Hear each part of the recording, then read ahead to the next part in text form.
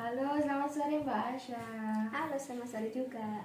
Gimana kabarnya hari ini? Alhamdulillah baik. Alhamdulillah ya, baik. Selama sehari ini tadi pagi sampai sore Mbak Asya ngapain aja nih? Ya seperti itu, bermain HP, nyuci, terus nonton lemari lah seperti itu. Oke, nyuci ya di lemari gitu. Mbak Asya kalau cuci baju itu setiap hari atau berapa hari sekali? Tergantung mood sih. Oh, tergantung mood. Iya. Biasanya paling lama nggak nyuci-nyuci itu sampai berapa hari? Itu minggu sekali. Seminggu Gitu. sekali. Iya. Tapi paling lama maksimal seminggu lah ya. Iya, tapi itu sering ganti-ganti gitu, semakin banyak gitu. Oh, ganti baju, sering ganti baju Iya. gitu ya. Oke. Mbak Asya, asalnya dari mana sih kalau boleh tahu? Dari Lesan Puro, Malang. Malang Kota. Iya. Oh, jaraknya dari rumahnya Mbak Asya ke sini berapa menit? Kalau pakai sepeda ya cepet sih, cepet banget. Kalau pakai jalan kaki ya lebih lama. Iya ya, benar. Kalau pakai motor gitu cepet ya. Iya. Oh, lumayan deket berarti. Iya, lumayan dekat. Sering disambang. Ya sering. Oh iya. Enak berarti ya disambang, baik makanan gitu. Iya gitu. Berarti masih bisa merasakan masakan rumah gitu ya. Iya. Oke, baik. Nah, Mbak Asya sudah tinggal di sini di pondok ini berapa lama sih? Dari bulan Juni. Juni. Iya. Berarti kalau hitung-hitung sampai sekarang sudah hampir setengah tahun lah ya. Iya. Oke. Gimana Mbak Asya perasaannya tinggal di sini? Perasaanku alhamdulillah banget wis. Alhamdulillah banget ya. Iya. Baik gitu ya. Menurut Mbak Asya keberatan nggak sih kegiatannya di pondok ini tentang setorannya atau ngaji apa gitu? Enggak sih, enggak keberatan banget tuh. Nggak keberatan, biasa berarti. Biasa. Oke. Mbak Asya di sini kuliah? Tidak. Oh, nggak kuliah. Iya. Berarti Mbak Asya ini lulus SMA gitu atau? Itu bukan. Saya belum lulus SMA. Jadi saya kemarin masuk salah, jadi enggak belum masuk. Jadi dipaketkan. Gitu. Oh, jadi sebelum di sini itu sebelumnya itu salah saja, nggak sekolah Iya. formal gitu ya. Iya. Dan itu belum selesai gitu. Iya, SMA-nya. Oh, jadi sekarang terhitungnya ya masih SMA gitu ya? Iya. Oh, nantinya apa? Iya. Gitu. Terus ke sini gitu ya. Mm-mm. Oh, untuk selanjutnya rencananya apa nih Mbak Asya, mau ambil paket atau bagaimana? Atau hanya di sini saja, mondok aja atau gimana? Ngambil paket, soalnya pendidikan itu penting ya. Oh ya, bagus sekali Mbak Asya.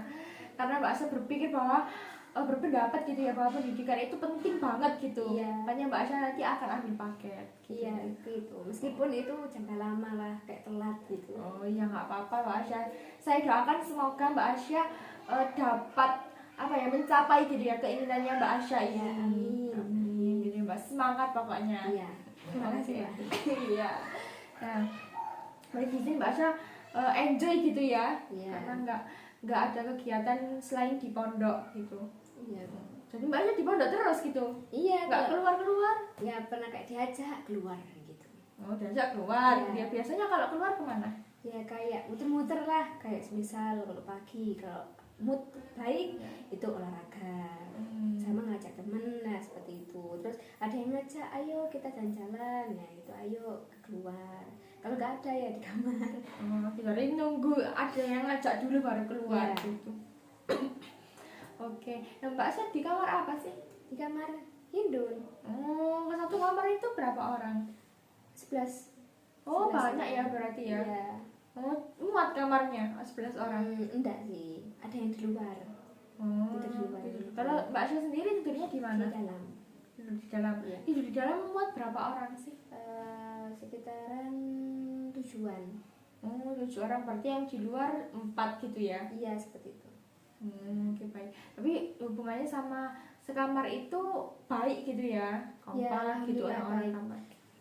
Ya, Meskipun ada ya kayak permasalahan. ya pastilah ya kayak gitu ya. Tapi ya sebagian besar baik gitu ya. Iya.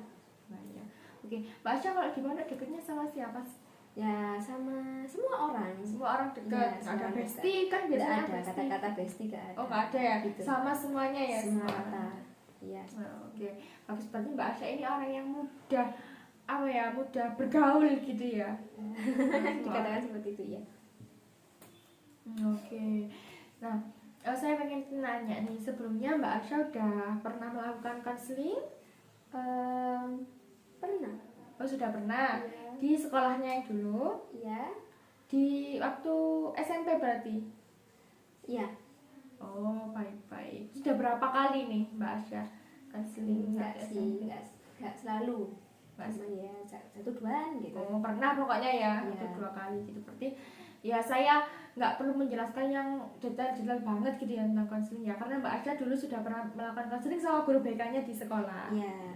Oke, baik. Nah, ini saya akan menyampaikan ya sedikit saja gitu ya tentang konseling untuk merefresh kembali Iya. ingatannya Mbak Asya. Jadi, konseling itu komunikasi antara konselor dan konseli. Di sini saya sebagai konselor atau sebagai fasilitator dan Mbak Asya sebagai konseli. Iya. Nah, Mbak Asya di sini memiliki kebebasan, memiliki hak untuk menyampaikan semua yang Mbak Asya rasakan.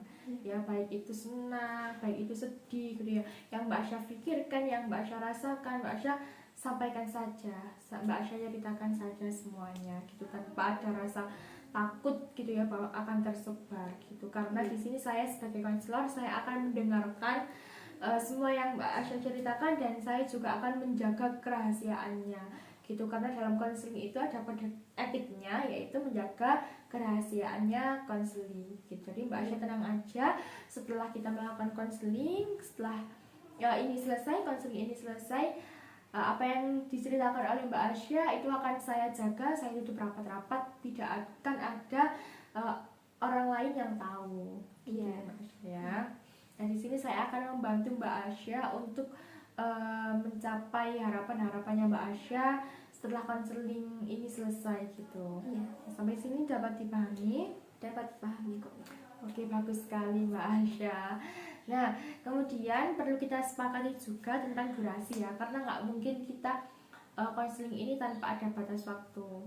Gitu ya, bahkan atau sampai malam, sampai nanti gitu ya. Kadang kan kalau kita ngobrol kan nggak kerasa gitu ya. Rasa waktunya. Bener banget. Nah, jadi kita perlu untuk menyepakati berapa durasi waktu kita untuk konseling. Nah, kira-kira mungkin 45 menit gimana Mbak Asya? Iya, nggak apa-apa. Oke ya, saya Bisa. oke. Nah, nanti sampai 40 menit ke depan kita akan melakukan konseling gitu ya. Oke, baik. Nah,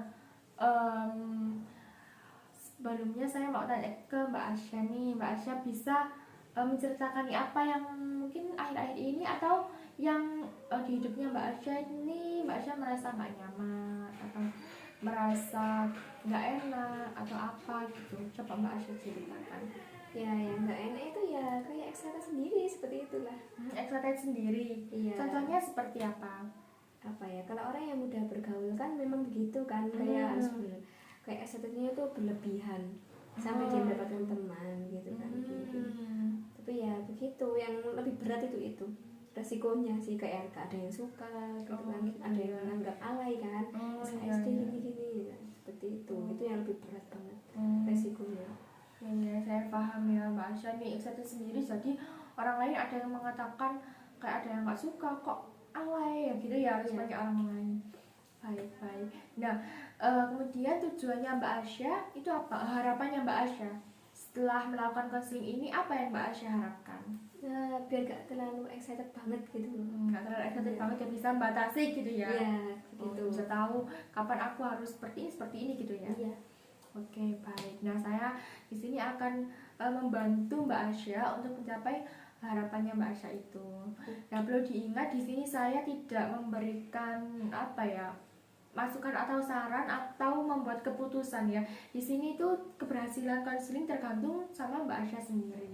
Ya, jadi semuanya keputusan atau langkah yang diambil itu dari Mbak Asya sendiri. Di sini saya hanya membantu dan mengarahkan Mbak Asya saja. Gitu.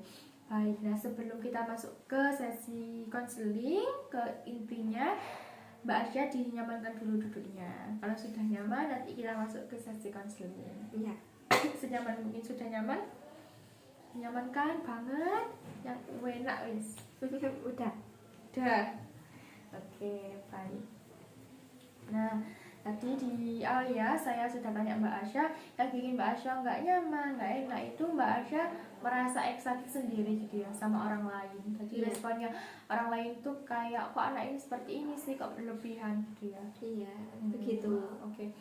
Bisa Mbak Asya ceritakan lebih lanjut nggak kayak gimana itu? Biasanya Mbak Asya excitednya itu? Ya seperti kayak kan baru pertama kali ke sini kan kayak ada temen. Nah ini juga mbak-mbaknya besar-besar, gimana caranya aku bisa mendapatkan mbak-mbak ini, aku anggap teman gitu. Jadi aku ya gimana lagi ya, itu yang saya sendirian lah, berlebihan, banyak yang ngatain inilah ini itu. Nah itu kan itu udah resiko, ya udah ya kayak apa, bahkan banyak yang datang malah kayak gitu kan. Iya. Meskipun tuh hanya butuhnya doang, tapi kan itu kenal aku gitu, semuanya kenal aku seperti itu. Oke, semua orang semua kenal Mbak Asya gitu, dan kadang itu datang tuh kalau foto. Iya seperti itu, tapi kan ya itu sih, malah kenal aku banyak gitu kan, semuanya kenal sama aku gitu. Oke, baik. Jadi semuanya jadi tahu Mbak Asya gitu ya, Iya. karena Mbak Asya excited itu ya. Oke. Nah, apa sih kan yang biasanya kan Mbak Asya excited sendiri gitu ya. Nah, apa yang bikin Mbak Asya itu bertahan gitu selama ini? Misalkan ada yang nggak suka sama Mbak Asya, atau ada yang ngata-ngatain Mbak Asya seperti ini A B C. Nah, apa yang bikin Mbak Asya bertahan gitu? Ya soalnya itu ya belajar dari masa lalu sih. Kayak gitu. Sekarang ya harus diperbaiki. Dulunya kayak gitu, masa gini lagi gitu. Emang itu. Dulunya Mbak Asya itu seperti apa? Ya seperti kayak difitnah, terus kayak apa ya, kayak gak ada temen lah, kayak dibully gitulah, lebih tepatnya seperti itu. Terus banyak yang apa namanya, kayak menghindar, soalnya ya itu gara-gara fitnah, provokator gitu, seperti itu ya. Nah, karena masa lalunya Mbak Asya itu seperti itu tadi yang diceritakan Mbak Asya, nah akhirnya Mbak Asya melewati semua ini itu dengan apa ya, lebih mudah gitu ya, karena sudah pernah ada pelajaran di masa lalu gitu. Oke, baik. Nah, tapi ketika Mbak Asya merasa excited sendiri sama orang lain, itu apa yang Mbak Asya rasakan? Ya capek-capek sendiri sih, lebih tepatnya itu kayak apa ya, habis melakukan excited itu pasti akan capek kan, kayak masa aku gini terus gitu kan ya, seperti itu. Terus kayak batin, ya Allah capek gini, masa aku harus gini doang gitu, ya udah tersenyum aja gitu kan, dibuat senyum, dibuat jalannya aja gitu. Oke, masa merasa capek tapi ya udahlah senyumin aja gitu ya. Seperti itu. Oke, baik. Nah, di sini saya akan membantu Mbak Asya biar Mbak Asya ini nggak melulu excited sendiri gitu ya, atau biasanya orang-orang itu nyebutnya itu people pleaser gitu ya, nggak bisa nolak ajakan orang lain gitu ya. Kalau ada orang lain ngajak Mbak Asya ya udah ayo gitu. Nah, kalau Mbak Asya, meskipun Mbak Asya lagi lelah gitu, Mbak Asya tetap aja ikut orang lain. Oke, nah di sini saya ada yang namanya itu teknik kelola diri. Ya, kelola diri dan arah diri. Nah, di dalamnya itu ada teknik-teknik lagi itu seperti regulasi diri seperti itu. Nah, di sini saya akan mengajak Mbak Asya buat Mbak Asya lebih bisa mengelola diri Mbak Asya, kemudian Mbak Asya mengatur dirinya Mbak Asya dan mengarahkan dirinya Mbak Asya ini biar nggak selalu mengikuti orang lain atau nggak selalu merespon orang lain dengan excited gitu ya. Gitu ya. Jadi biar Mbak Asya ini nggak selalu nggak lelah sendiri gitu ya akhirnya. Oke, nah gimana Mbak Asya dengan teknik ini? Mbak Asya paham nggak yang saya sampaikan? Paham ya. Oke. Mbak Asya setuju dengan teknik ini? Baik, kalau begitu saya akan mengajari Mbak Asya gitu ya tentang teknik ini. Nah, jadi untuk pertama-tama Mbak Asya perlu mengobservasi atau mengamati diri Mbak Asya ketika ada orang lain yang misalkan mengajak Mbak Asya ngobrol, mengajak Mbak Asya cerita, atau mengajak Mbak Asya pergi jalan kemana-kemana gitu. Nah biasanya kalau ada orang yang mengajak Mbak Asya, misalkan mengajak Mbak Asya ngobrol cerita atau mengajak Mbak Asya jalan kemana-kemana, itu apa responnya Mbak Asya? Bagaimana responnya Mbak Asya itu? Malah seneng banget gitu kan. Senang. Tapi itu Mbak Asya bener senang dari hati, memang senang atau Kayak kalau diajak gitu. iya? Ya apa ya, kalau dengan kayak diajak kayak ayo kita ke sana, ayo, tapi lihat keadaan dulu. Kalau sakit ya enggak gitu. Kan seneng banget sih kayak gitu. Seperti itu. Jadi tadi kata Mbak Asya selalu apa ya, menuruti orang lain gitu. Tapi barusan Mbak Asya bilang kalau sakit enggak gitu. Enggak gitu. Jadi kalau sakit Mbak Asya bisa menolak gitu. Bisa kalau sakit. Oh kalau sakit saja. Oh tapi kalau misalkan Mbak Asya lagi nggak mood misalkan, itu tetap mau juga jadi moodnya jadi membaik atau jadi bagaimana? Enggak sih, lebih ke apa namanya, menolak secara halus. Tapi ya lihat mbaknya, kalau mbaknya seperti aku di luar gini ya udah apa-apa, ya udah langsung aku turutin. Kalau di luar atau pulang, baru kalau mbaknya cuman kayak apa, kayak nggak penting ya aku menolak secara halus gitu kan. Seperti itu. Oh gitu, lihat-lihat orangnya dulu. Iya seperti itu. Oke, baik. Nah terus kalau Mbak Asya kemudian respon apa yang Mbak Asya inginkan itu harusnya itu seperti apa? Misalkan ada orang yang mengajak Mbak Asya atau mengajak keluar jalan atau meminta tolong kepada Mbak Asya gitu ya, yang Mbak Asya pengenkan itu seperti apa responnya sampean? Kayak biasa aja, nggak terlalu excited gitu. Biasa aja. Ya kepinginnya kayak gitu, tapi kayak ya menguras energi banget sih. Seperti kayak ayo kita ke sana, ayo gitu, seperti kayak menguras kan, langsung digas gitu kan. Langsung gas gitu ya. Ya, seperti itu yang membuat capek sih. Oh itu yang Mbak capek. Jadi Ya. Mbak Asya pengennya yang biasa aja. Contohnya gimana kalau biasa aja itu? Ya seperti kayak ndak wis, kayak apa ya, merendahkan kata-kata kan biasanya. Ayo gitu dengan ada agak keras dikit. Rasa agak keras. Ya seperti kan kelihatan orang tuh suka bahagia kan, ayo saya gitu. Nah, seperti itu sih. Jadi Mbak Asya kayak merendahkan gitu ya. Ya seperti itu. Tapi tetap mau. Tetap mau, tapi ya tergantung juga. ya. Oke, jadi Mbak Asya respon yang seharusnya yang dipengenin Mbak Asya itu nggak terlalu apa ya, menggebu-gebu gitu ya. Oke, biasa aja. Oke, baik. Nah kemudian terus Mbak Asya lihat-lihat orangnya juga. Ya begitu. Contohnya kalau ada di luar itu tadi kayak apa? Kalau yang Kayak di luar, kayak lagi aduh aku masih di kampus gak bisa pulang gitu, hujan ini ataupun yang lain. Tapi yang kalau nggak penting seperti kayak aku apa namanya mual, seperti kayak karena mual kan bisa jalan kayak apa kan, yang bersangkutannya nggak penting itu aku bisa nolak gitu. Gitu ya, nggak penting-penting, kecuali kalau keadaan darurat gitu ya. Iya. Kalau keadaan darurat itu ya nggak mungkin nolak gitu. Yes. Nah kalau keadaan yang nggak penting itu seperti apa? Ya itu kayak keluar sama siapa tapi cuma kayak ke restoran makan gitu. iya itu masa nggak menyempetin gitu kan ya, Oke. Baik. Nah tadi Mbak Asya bilang ya kalau Mbak Asya ini responnya akan dilakukan Mbak Asya itu pengennya nggak terlalu menggebu-gebu, biasa aja, menurunkan apa ya, tingkatan nada suara gitu ya mungkin ya. Baik.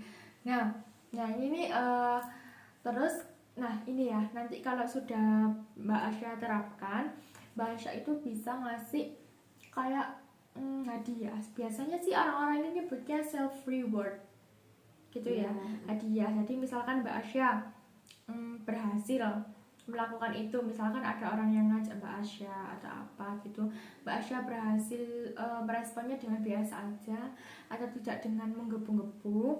Nah itu Mbak Asya bisa memberikan hadiah kepada diri Mbak Asya. Itu Mbak Asya sukanya apa biasanya? Gak tahu ya, kayak seperti itu apa namanya, ya udah kayak aku menang banget gitu. Seperti itu, kayak kata-kata hadiahnya. Oh, lebih ke afirmasi Iya. positif gitu ya.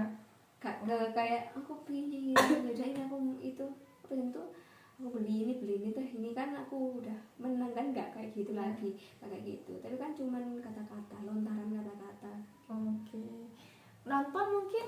Nggak pernah. Oh, nggak suka nonton juga di Ya HP. suka, iya suka, tapi kan kalau di HP kan nggak terlalu. Oh gitu ya. Seperti itu. Baik-baik. Mbak Asya ini nggak harus selalu dengan materi gitu ya. Iya. Berarti dengan afirmasi positif saja kepada diri sendiri saja itu sudah cukup gitu Sudah cukup. bagi Mbak Asya. Oke, bagus sekali Mbak Asya. Karena kan kebanyakan orang kan harus selalu dengan materi atau apa-apa gitu ya. Tapi Mbak Asya ini sederhana gitu ya, dengan afirmasi positif saja itu sudah cukup. Iya. Oh, bagus sekali Mbak Asya, karena jarang ya orang yang seperti itu. Iya. Oke, baik. Nah, kemudian kira-kira apa sih yang menurut Mbak Asya ya untuk bisa melakukan respon yang Mbak Asya harapkan itu tadi? Nah, itu apa kekuatan yang ada di diri Mbak Asya biar Mbak Asya ini bisa menerapkan respon itu tadi yang biasa aja gitu. Apa yang membuat Mbak Asya ini akan bisa melakukannya gitu?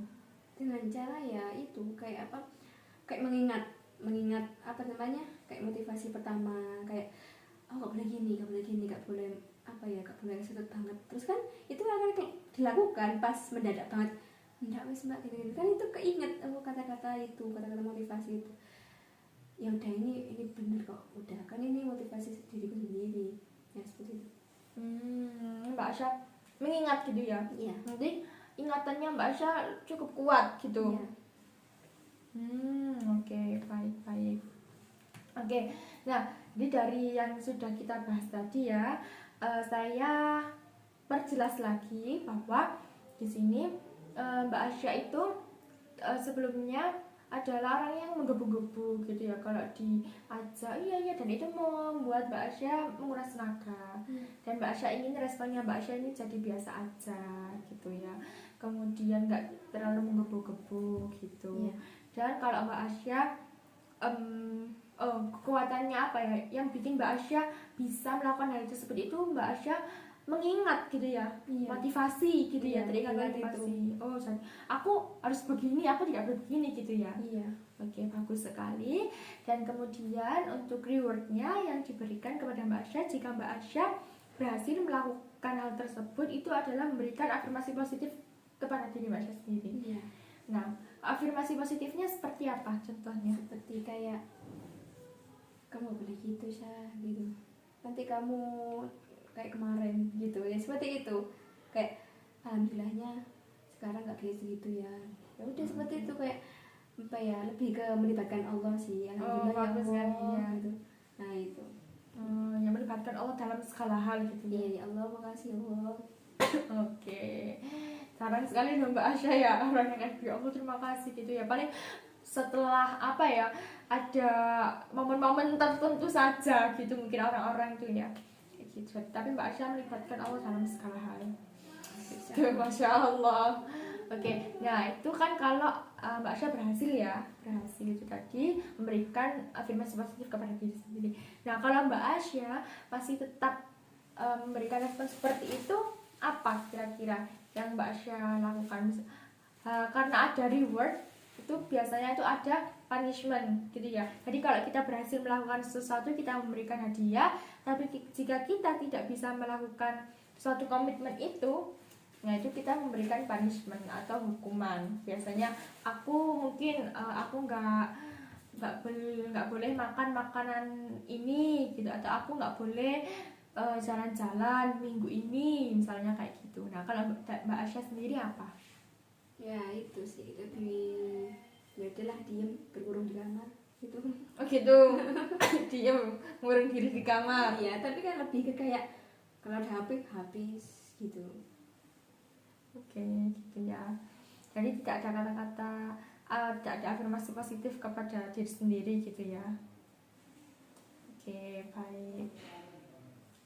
Nah, dari yang sudah kita bahas ya dari awal sampai di akhir, di awal tadi saya mendengar ceritanya Mbak Asya yang sudah seperti yang sudah saya katakan sebelumnya, bahwa Mbak Asya orang yang people pleaser ya, susah untuk menolak orang lain gitu ya, apalagi kalau orangnya itu sedang memang dalam kesusahan gitu. Mbak Asya merespon orang lain itu dengan excited banget gitu, sampai akhirnya lelah sendiri gitu, dan itu membuat Mbak Asya nggak nyaman. Tapi kemudian selama konseling ini berjalan, Mbak Asya belajar untuk mengelola diri Mbak Asya dan untuk mengarahkan diri Mbak Asya agar tidak excited sendiri gitu ya, dan biar Mbak Asya nggak lelah juga dirinya gitu. Dan akhirnya Mbak Asya memutuskan untuk mengambil langkah, yaitu dengan memberikan respon yang biasa saja gitu. Nanti apabila Mbak Asya bisa melakukan itu, Mbak Asya memberikan afirmasi positif kepada diri sendiri, dan jika tidak bisa, maka Mbak Asya ya sudah gitu ya, ya sudah di kamar saja gitu, main HP gitu ya, tidak memberikan afirmasi positif kepada diri sendiri gitu. Nah, baik. Nah, mungkin dari Mbak Asya, apa yang Mbak Asya rasakan gitu, atau kesan yang Mbak Asya peroleh selama mengikuti konseling ini? Ya, lebih banyak saran sih alhamdulillahnya. Oke, ada gambaran ya, aku harus ngapain nanti kayak gitu ya. Oke, nah ini akan Mbak Asya mulai dari mana gitu? Mulai dari kapan? Mulai dari mengingat sih ya, kayak gitu. Mulai dari takutnya nanti ya lupa, takutnya seperti itu. Oke, nanti mengingat dulu ya, dimantepkan gitu ya, di dalam hati, dalam pikirannya Mbak Asya, diingat seperti itu. Oke, terus mulainya dari kapan nih Mbak Asya mengambil langkah yang tadi sudah kita bahas? Itu yang yang harus dilakukan itu. Iya. Pas waktunya. Iya, mulai kapan? Nah, itu pasti akan ya itu sih, kayak takutnya lupa gitu. Oh, gitu ya. Nanti kalau ada orang itu lagi kayak malah excited lagi, takutnya gitu, lupa lah. Tapi kan itu pasti akan mengingat motivasi itu, pasti gitu. Oke, baik. Terus kalau misalkan sudah ingat banget gitu, kapan? Pasti kalau pas udah ngomong gitu sama orang ya. Iya. Oke, gitu ya.